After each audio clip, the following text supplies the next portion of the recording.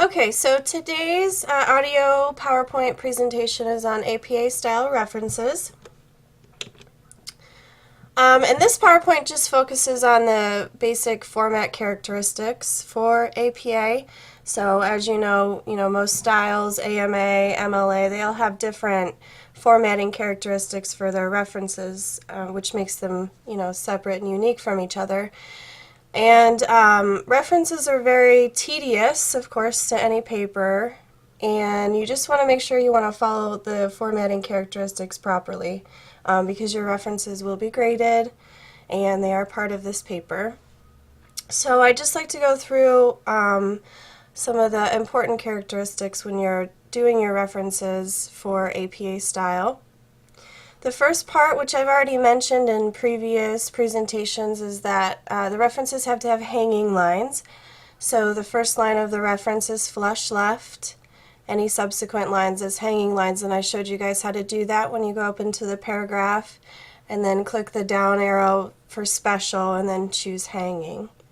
Your references also have to be in alphabetical order. I already went over this as well.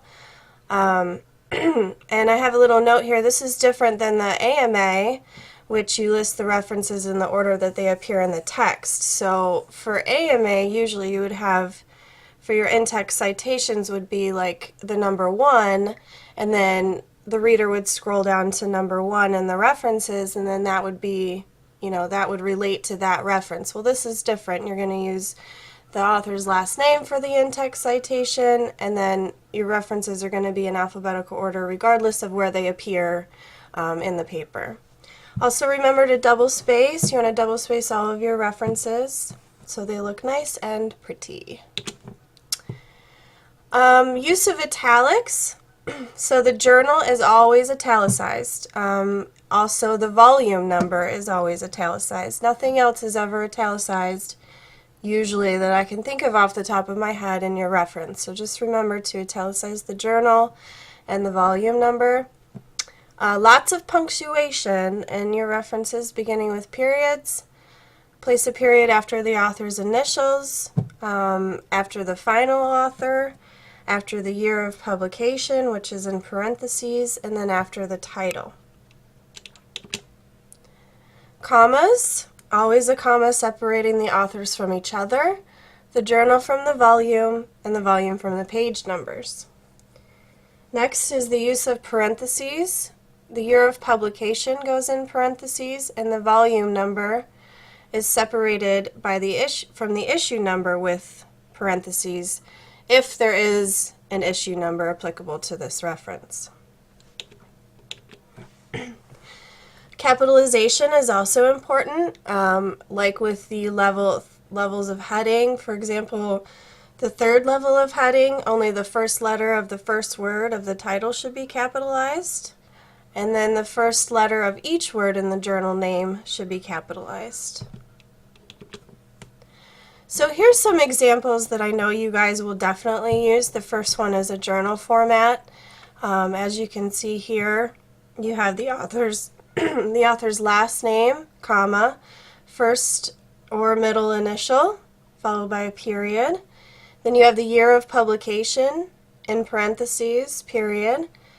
Here's the title. You can see that only the first letter of the first word has a capital letter in it. The rest are all lowercase, period.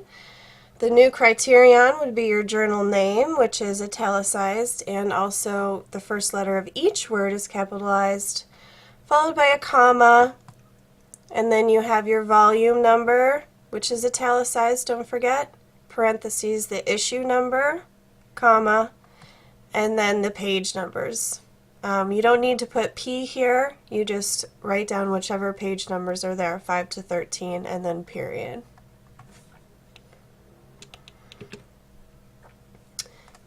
This one's for an online journal. Everything is pretty much the same except at the end you're going to put the URL, so retrieved from, and then where you retrieved this journal from. So also note here that there's a title and a subtitle. The subtitle also has a capital letter at the first word of the subtitle. And then after the colon in the subtitle is also capitalized for people who make websites. This would be your volume number. Notice that it's italicized. And this looks like it's italicized. I'm not too sure why, but it shouldn't. Oh, this is the journal. Okay, so this is the journal. I apologize. Apparently. A list apart for people who make websites. So this is, I'm sorry, I'm going to go back. This is not a subtitle. This is the journal, which is why it's italicized. See, so those formatting characteristics come in handy when you're trying to figure out what the title is as opposed to what the journal is. Prime example. Okay, this one is an online newspaper article. Notice that with the publication or the date of publication, you want to include also the month and the day because it's a newspaper. And then the New York Times would be your newspaper, which is essentially almost like the journal, so it's italicized. And then you would put retrieved from, and then the URL. Online magazine, again, same thing. For magazines, you want to include the month and the day if it's there. Definitely the month. And then the magazine would be in italicized, Time Magazine. Here's the volume number and then the page numbers. Online website, this is going to be a big one for you guys. Unless the website itself changes on a regular basis, which shouldn't be if you're getting scholarly articles and journals from websites, then you don't have to put the date that you retrieved it from. So you would just put retrieved from. There's no need to say, retrieved on March 11th, 2013 from, and then the URL. So just keep it in this format right here. See if I can highlight. I can't highlight it, but electronic books. Electronic books here. Let's see. This is an example of a book that doesn't have a date of publication. So if it doesn't have a date of publication, you want to put N period D period, and that's for no date. And then you go on to say the title. And notice here that for books, the title is italicized. And I didn't include that in the reference characteristics that I talked about earlier. So this is a special situation where instead of the journal being italicized, you're going to italicize the title of the book.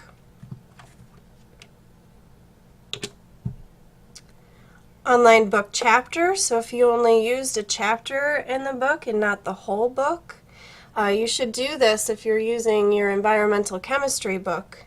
If you're only using one specific chapter out of that and not the whole book, this is the format that you want to use.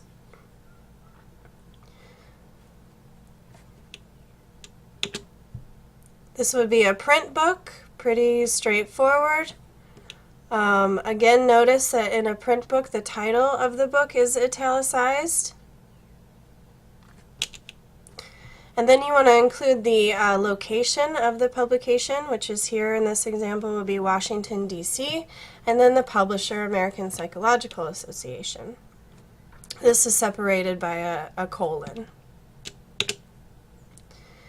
Again, here's a chapter in a print book, so like I said, you would want to use this for, if you're using your environmental chemistry book, you would use this chapter in a print book because it's in your hand, it's print, as opposed to the chapter in an online book. So here's the edition other than the first edition. That is just put right here. So for example, if you're using your environmental chemistry book, again, this is the 9th edition. So instead of 5th edition, you would have 9th edition here. Again, you would have the place of publication and then the publisher. So those were the formatting characteristics for the references. This last section is going to discuss what how you format them for the amount of authors that are present. So for 1 to 7 authors, you would list by the last names and the initials. This is not, you would not take each author and put them in alphabetical order. You would just list them the way that they're listed in the journal, because usually the first author is the one that did the most work and is taking, you know, the most credit for the work. So list by last names and initials. Commas are going to separate the authors, and then the last author name is preceded by the ampersand. So meaning your second to last author, what separates those two would be the ampersand. For more than 7 authors, this happens quite often actually, you want to list the first 6 authors as explained in the previous slide. So follow the formatting for 1 to 7 authors, list all 6 authors. Use an ellipses in parentheses in place of the rest of the author names except the last author. Provide the final author name. So here's an example down here. If you can see here, there should be no more than 7 names and any reference at any given time. You can see the first 6 authors are listed, right? They're all separated by a comma, and then you get down here to the 6th author and you see period, period, period, and then the very last author is right here. So this lets the reader know that there are more than 7 authors. There could be 25 authors, but APA doesn't want you to list them all because it's just so time consuming, takes up a lot of space. And then of course, follow the formatting characteristics. Here's the title, here's the journal, the volume number, and then the page numbers. This will also be a big one for you guys. Organization as the author. A lot of times, an organization will publish under its name instead of the author's name. So for example, the National Institute of Health does a lot of this. So you would just list the organization followed by a period, provide the year of publication. So the National Institute of Health would be considered the author here. 2 or more works by the same author. This also happens quite often too. So you can see here that both of these authors are the same, but they've published 2 different journals. So if they've published 2 different journals, in your reference section, in order to put them in quote-unquote alphabetical order, for this you would put them in the by year. So 1981, of course, is before 1999. And so you would list your reference and have the year of publication first. The earliest comes first. And then you have 2 or more works by the same author in the same year. So for example, this guy was really busy in 1981 and he published, 2 journals, 3 journals maybe. And so you want to put A and B to separate, right? Because you can no longer put them in alphabetical order and quotation marks by the year, because the year is the same. So you would put an A and a B. And then this is important too, because in your citations you're going to have burnt, 1981A, and then the reader knows to come down to this one. And then if you're citing this one, you would have burnt, 1981B, and then the reader knows to come down to the B one.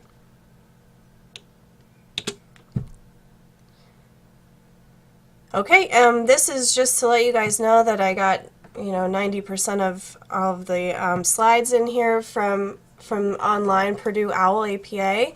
This is a really, really, really useful tool. In case you don't want to access my PowerPoint, you just go right here you can just Google Purdue OWL APA and it comes up, and on the left hand side you see all of these different options. It'll talk about the authors, it'll talk about websites, it'll talk about online formatting, and then print book.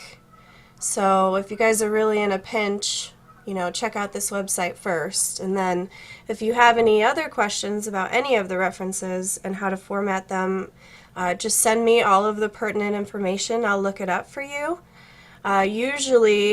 Usually I can figure out how to do it and then send it back to you and explain why I did it that way. I haven't had one that stumped me yet, so hopefully you guys don't give me one that stumps me.